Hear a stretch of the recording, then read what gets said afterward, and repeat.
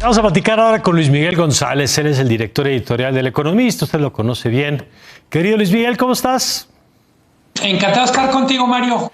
Un abrazo. Igualmente, Luis Miguel, muchas gracias. Oye, pues varios temas que revisar. Yo quisiera empezar con el asunto del peso, de la fortaleza del peso, que como todo en México, en este ambiente de politización y partidización, hay quien lo ve como resultado del éxito de la administración actual, y hay quien dice, espérense, hay que ver que el dólar es el que se está debilitando y que sí hay mérito de la economía mexicana, pero no necesariamente o no exclusivamente atribuible al Poder Ejecutivo.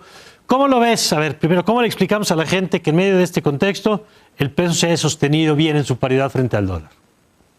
A ver, creo que haces una buena síntesis. Hay factores, vamos a decir, racionales que explican la fortaleza del peso. En primerísimo lugar, dos cosas que tienen que ver con política pública. Por un lado, las altas tasas de interés del Banco de México, sí, y por otro, un equilibrio en finanzas públicas. El equilibrio en finanzas públicas, en pocas palabras, tiene que ver con el gobierno no está gastando más de lo que ingresa en términos generales. Podemos discutir si está gastando bien, sí, o no, pero el hecho es que al final los ingresos cuadran con los gastos. Y eso, en general, es una cosa que valoran mucho los inversionistas, y acompañado de las alzas en tasas de interés, genera vamos a decir, un magneto, un imán muy poderoso. Al peso hay que compararlo no solo frente al dólar, sino frente a otras monedas emergentes. Le va muy bien comparado con casi todas las monedas latinoamericanas. Me refiero en fortaleza respecto al dólar. ¿Cuál es la otra moneda latinoamericana que está muy fuerte? El real brasileño. En buena medida, también hay que ver, los países emergentes tienen sus monedas mucho más sujetos a los estados de ánimo de los inversionistas. Reflejan confianza, pero hay que recordar por nuestra historia reciente que los inversionistas son bipolares y en cualquier momento se pueden poner muy nerviosos con el peso. De acuerdo. Ahora, déjame detenerme en una de las variables que explicabas ahora, la de la tasa de interés. Y en efecto, que México está pagando arriba de 10%, cosa que no se encuentra en muchas otras economías, y eso es atractivo si tú quieres invertir. Hay un país que te paga bien, además sabes que sí te va a pagar lo que le prestes, porque esa es parte de la historia positiva que se ha construido en las últimas décadas en el país. Hay un atractivo para llevarlo. Pero ¿cuál es el lado negativo, digamos, de tener una tasa de interés tan alta? Te la pregunto porque hemos estado escuchando cómo en Estados Unidos, por ejemplo, cada vez que suben la tasa de interés allá, todo el mundo dice, bueno, sí es para tratar de frenar la inflación, pero eso tiene un efecto en frenar la economía. En este caso, una tasa tan alta como la que tenemos ya, ¿qué efectos puede tener para el conjunto de la economía? Porque claro, los ahorradores están felices, pero hay que verlo en un sentido más amplio. Ojo, incluso los ahorradores, si no se ponen listos, no van a aprovechar el alza de tasas. Si tú vas a una sucursal bancaria y no te pones muy necio con el gerente o con quien te está atendiendo, te van a ofrecer cualquier cosa y no necesariamente una tasa parecida a la que está con Banco de México. Entonces, es buena noticia para los ahorradores que toman gestión más, vamos a decir, más agresiva, más interesada en su dinero. Decías, ¿cuáles son los efectos negativos? Pues que simplemente el costo de comprar a crédito sube para todos. No necesariamente todos los créditos reflejan las alzas de tasas de interés. Claramente las tasas de interés hipotecarias, cuando compras una casa, son créditos a muy largo plazo que normalmente no se mueven tan rápido. De acuerdo. Esas se han movido menos. Pero, por ejemplo, créditos automotrices ya están en promedio sobre 17, 19 puntos.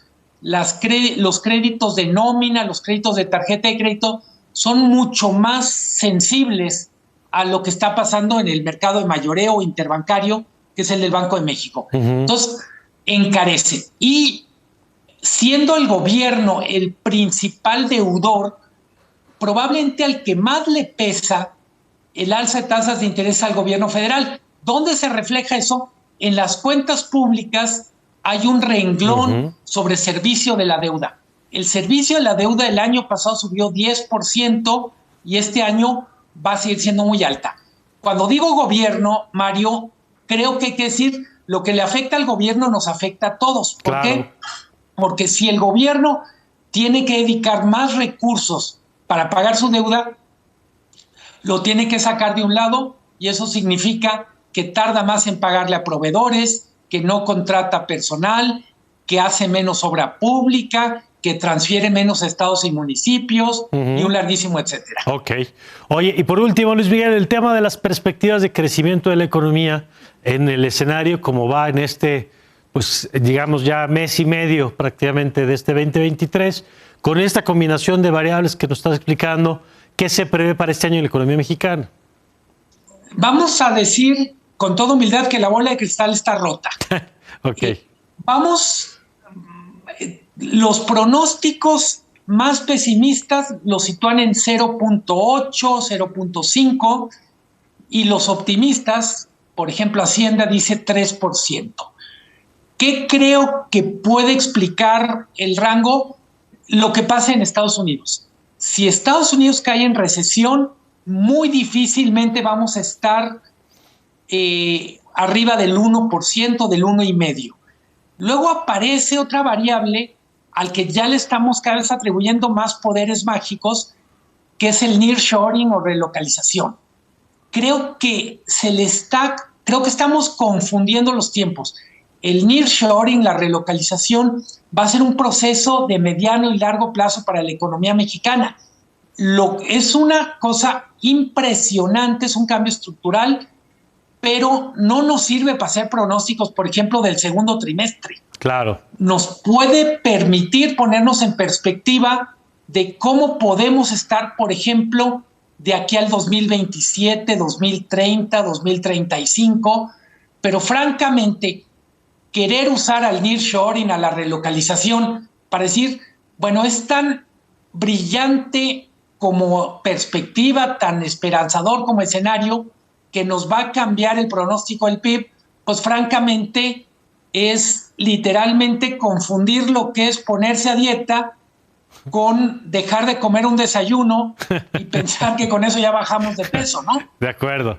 Claro, me parece muy importante esto que explicas y que tiene que ir acompañado además, lo hemos abordado en otros momentos aquí en este espacio, de las condiciones que ofrece el país para que esa promesa de atracción de inversiones se materialice, que pasa por temas como la energía o las energías limpias, que pasa por temas como el del Estado de Derecho, que pasa por temas como el respeto a los acuerdos internacionales, en fin, para que pase esto que dices, pero que en efecto está generando una especie de efecto deslumbrante en la conversación en el corto plazo. No mencionaste entre las variables y creo que tenemos que tomar más en serio el capital humano. De acuerdo. En buena medida vamos a necesitar programas de formación. Claro. La Secretaría de Educación Pública es muchas cosas, pero también es un terreno de desarrollo económico a la larga. Pues eso habrá que seguirlo analizando. Gracias, Luis Miguel. Con muchísimo gusto, como siempre, Mario. Te mando un abrazo. Igualmente, Luis Miguel González, director editorial del Economista.